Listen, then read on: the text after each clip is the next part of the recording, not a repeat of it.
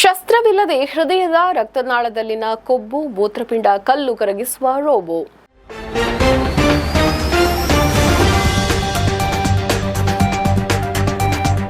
ಒಂದು ಸಾಲಿನಲ್ಲಿ ಶಸ್ತ್ರಚಿಕಿತ್ಸೆ ಬೇಡದೆ ಹೃದಯ ಮತ್ತು ಮೂತ್ರಪಿಂಡದ ಚಿಕಿತ್ಸೆಗೆ ನೂತನ ರೋಬೋಗಳನ್ನು ಬಳಸುವ ಹೊಸ ವಿಧಾನ.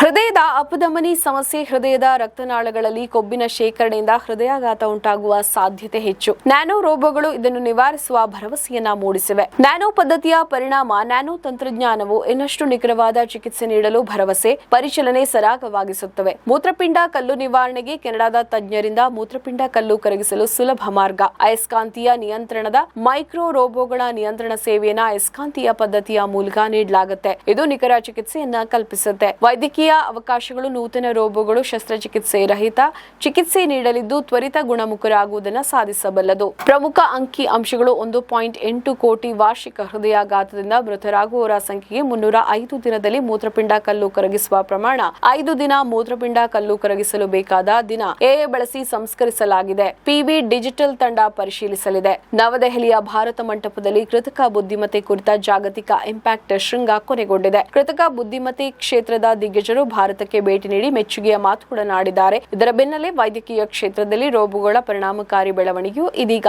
ಸುದ್ದಿಯಾಗಿದೆ. ಜಾಗತಿಕವಾಗಿ ಪ್ರತಿ ವರ್ಷ ಹೃದಯಾಘಾತದಿಂದ 1.8 ಕೋಟಿ ಜನ ಮೃತಪಡ್ತಾ ಇದ್ದಾರೆ. ಇದಕ್ಕೆ ಪ್ರಮುಖ ಕಾರಣ ಹೃದಯದ ಅಪಧಮನಿಗಳಲ್ಲಿ ಫ್ಲೇಕ್ ಶೇಖರಣೆಯಾಗಿ ಅವುಗಳನ್ನು ಕಿರಿದಾಗಿಸುವಿಕೆ. ಹೃದಯ ಸಂಬಂಧಿ ಕಾಯಿಲೆಯ ಪ್ರಾಥಮಿಕ ಲಕ್ಷಣ ಇದು.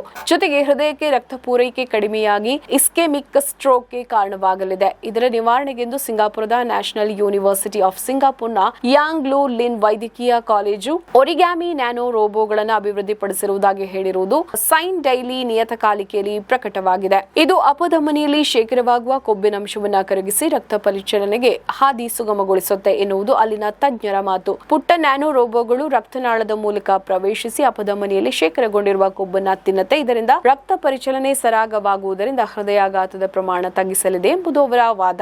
ನಮ್ಮ ಈ ವಿಡಿಯೋ ನಿಮಗೆ ಇಷ್ಟ ಆದಲ್ಲಿ ಲೈಕ್ ಮಾಡಿ, ಶೇರ್ ಮಾಡಿ, ಕಮೆಂಟ್ ಮಾಡಿ ಮತ್ತೆ ಸಬ್ಸ್ಕ್ರೈಬ್ ಮಾಡಿ.